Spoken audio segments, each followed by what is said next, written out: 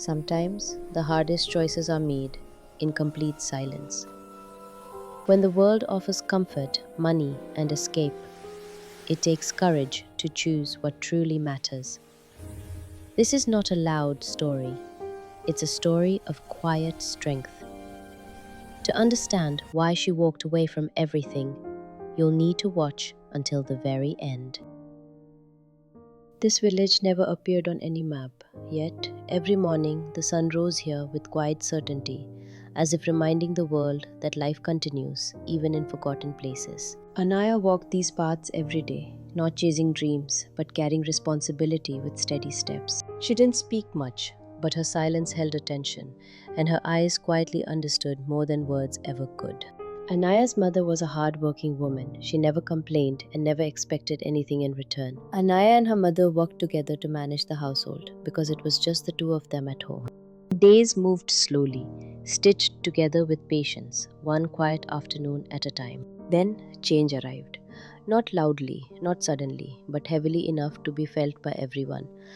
Some people came to the village from the city who wanted to buy the village land to build a factory.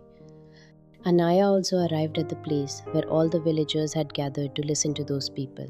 They also offered Anaya to sell her land because the rest of the villagers were willing to sell theirs. Behind Anaya's house, there was a small piece of land, insignificant to others but everything to Anaya. Every grain of soil carried memory, of effort, of loss, of belonging. She felt the weight of that choice and didn't rush it. Anaya was thinking about the future, gently touching the land she loved and wondering what impact the factory would have on the village. The papers waited silently on the table, as if they already knew this decision wouldn't be easy. She read every word, slowly, carefully, without fear. And then, without anger, without drama, she slid the papers back.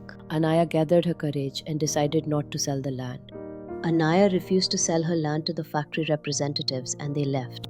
The villagers did not remain silent for long. They began whispering that Anaya was making a mistake. Anaya walked past everyone without stopping or offering any explanation, perhaps because she was aware of the consequences that lay ahead. That night, she sat alone under the moonlight, not doubting herself, just thinking ahead.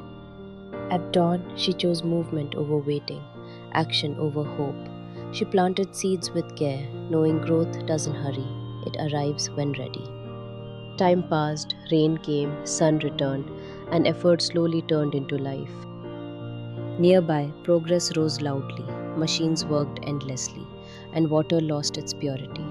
When the water became polluted and the villagers grew anxious, Anaya acknowledged their pain. Fresh, clean water flowed on Anaya's land, allowing vegetables to grow. The villagers came to her seeking help, and she helped them without any complaint or resentment. Trust didn't appear suddenly, it grew, one honest exchange at a time. Anaya sold vegetables to the villagers at low prices, which built trust, and the villagers became grateful to her. She counted her earnings carefully, not with pride, but with fairness. The factory representatives returned to Anaya with an offer of more money. Anaya refused the offer, saying that she would never sell the land at any price because she knew it was providing affordable food to the villagers.